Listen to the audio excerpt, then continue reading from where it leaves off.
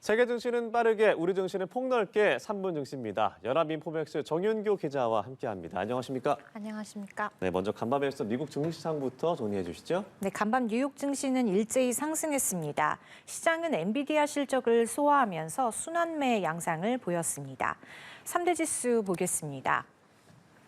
다우지수는 전장 대비 1.06% 올랐고요. 3대 지수 중에 가장 큰 폭의 상승세를 보였습니다. S&P 500 지수는 전거래일보다 0.53% 높아졌고요. 4거래일 연속 상승했습니다. 나스닥 지수는 전장보다 0.03% 상승하면서 장을 마쳤습니다.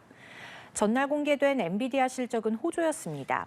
하지만 이제 시장의 눈높이가 너무 높아졌다는 분석이 나왔고요. 엔비디아를 비롯한 기술주가 피크아웃, 정점을 찍었다는 논란 속에 투자자들은 기술주에서 수익을 뺐고요.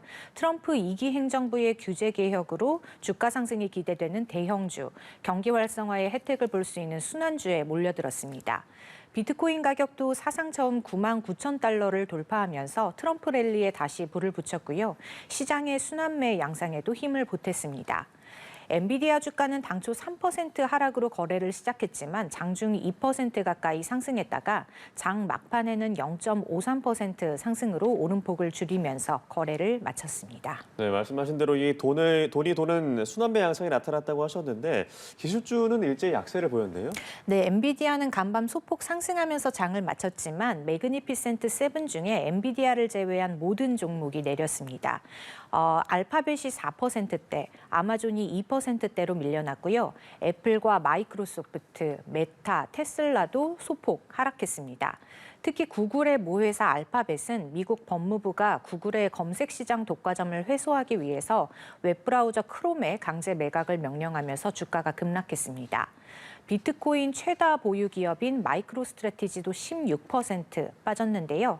반면 다우지수의 대표 종목들인 금융주 골드만삭스와 소매주 홈디포, 산업주 캐터필러 등은 일제히 2% 넘게 상승하면서 강세를 나타냈습니다. 네, 간밤에 또 연준이 인사의 발언도 있었는데 어떤 발언이 나왔습니까? 네, 간밤에는 연방준비제도의 대표적인 비둘기파로 꼽히는 오스틴 굴스비 시카고 연방준비은행 총재가 금리 인하 속도 완화를 시사했습니다.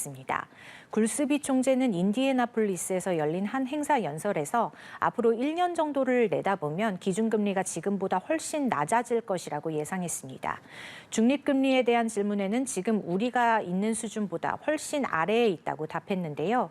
그러면서도 그는 금리가 최종적으로 어디에 정착해야 할지에 대한 불확실성이나 의견 차이가 있을 때는 금리 인하 속도를 늦추는 게 합리적이라고 말했습니다. 연준이 내달 금리를 25bp 추가 인하할지 아니면 동결할지에 대한 시장 참가자들의 의견도 팽팽히 맞서고 있습니다. 금리 선물 시장에서 연준이 12월 금리를 25bp 낮출 가능성은 56%, 현 수준에서 동결할 확률은 44%였습니다. 네, 25bp 인하, 동결이 비슷하게 나타나고 있는 양상이군요. 자, 국내 증시장도 짚어보죠. 어제 코스피 시장은 어떻게 마무리됐습니까? 네, 코스피는 소폭 내리면서 2,480대에서 마감했습니다. 코스피 종가는 전장 대비 0.07% 내린 2,480.63으로 집계됐는데요. 지수는 하락 출발한 뒤 상승 전환해서 장중 2,500선 근처까지 오르다가 장 막판 상승분을 모두 반납하고 2,480선으로 후퇴했습니다. 투자 주체별로는 외국인과 개인이 순매도하면서 지수를 끌어내렸고요. 엔비디아의 3분기 실적은 호조였지만 투자자들의 기대가 너무 컸던 탓에 시외 거래에서 주가가 밀려난 만큼 국내 증시에도 상승 탄력을 주지 못했습니다. 엔비디아와 실적 연관성이 높은 SK하이닉스는 1% 정도 밀려나면서 두 달여 만에 16만 원대로 장을 마쳤고요. 한미반도체도 1.2% 빠지면서 동반 약세를 나타냈습니다. 반면 삼성전자는 2% 가까이 오르면서 3거래일 만에 반등에 성공했습니다.